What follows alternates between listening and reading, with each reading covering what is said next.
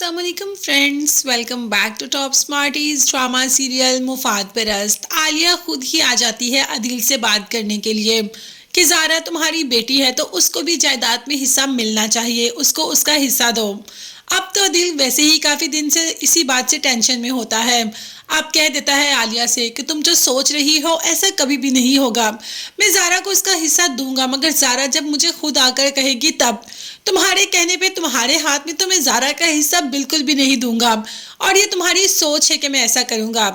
अब अदील भी जोर से बोल रहा है और ज़ारा जो पास से गुजर रही है अचानक अदील की ऊंची आवाज़ें सुनकर सुन ही लेती है कि आखिर हो क्या रहा है। अब पूरी बात तो ज़ारा सुनती नहीं, बस वो बात सुनती है जब अदील आलिया पर गुस्सा कर रहा होता है। और ज़ारा अपनी खाला की बेइज्जती तो कभी भी बर्दाश्त नहीं कर सकती। वो ऐसे कैसे बर्दाश्त कर सकती है कि उसकी माँ जैसी खाला पर कोई इतना गुस्सा करे। तभी तो अदील के पास आ जाती है और कहती है कि मैं बिल्कुल बर्दाश्त नहीं कर सकती कि कोई मेरी खाला से इस आवाज़ में बात करे। जिस पर अदील ने कहा कि ये धोखेबाज औरत है, ये यहाँ पर मुझसे। लेकिन ज़ारा ने तो पूरी बात सुनी ही नहीं और अदील से कह दिया कि मैं यहाँ बिल्कुल भी नहीं रहूँगी, मैं यहाँ जा रही हूँ। जिस घर में मेरी खाला की बेइज्जती हो मैं बिल्कुल वहाँ नहीं रखूँगी। अब अदील की तबीयत तो ख़राब हो जाती है और ज़ारा जाने ही लगती है कि रिहान रोक लेता है और कहता है कि आपने मेरे बाबा से क्या कहा? आप जानते हैं कि वो हार्ट पेशेंट है और उनकी तबीयत इतनी ख़राब हो गई। ज़ारा ने कहा कि जो सच था मैंने वही कहा है। जिस पर रिहान ने कहा कि मैं अपने बाबा के बारे में बिल्कुल भी कुछ बर्दाश्त नहीं कर सकता, ये तो आप हैं जो मैं बर्दाश्त कर लेता हूँ। जिस पर ज़ारा ने कहा कि मुझे मेरी खाला ने पाला है, तुम्हारे बाबा ने तो मुझे बहुत छोटी उम्र में छोड़ दिया, तो बस मैं अपनी खाला की इंसल्ट बिल्कुल बर्दाश्त नहीं कर सकती।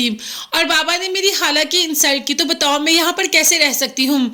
क्या मैं उस इंसान के साथ ऐसा कर सकती हूँ जिसने बचपन से लेकर अभी तक मुझे पाला, जिसने मुझे माँ और बाप दोनों का प्यार दिया? तो मैं उनके साथ ऐसा कैसे कर सकती हूँ? मगर यहाँ पर आलिया ने एक चाल और चली और ज़ारा को उसके बाप के घर में ही छोड़कर चली जाती है। कहती है कि मैं इतनी संगदिल नहीं, तुम्हारे बाप की तबीयत बहुत खराब है और मैं नहीं चाहती कि तुम अपने बाबा को इस हालत में छोड़कर जाओ, इसीलिए तुम यही रहो। खैर ज़ारा तो वहाँ रुक जाती है, मगर महरूम माँ पर काफ़ी गुस्सा करती है कि जब ज़ारा आपके साथ आ रही थी तो आपने क्यों उसको अपने साथ नहीं आने दिया? भाई आलिया भी बहुत तेज़ औरत है।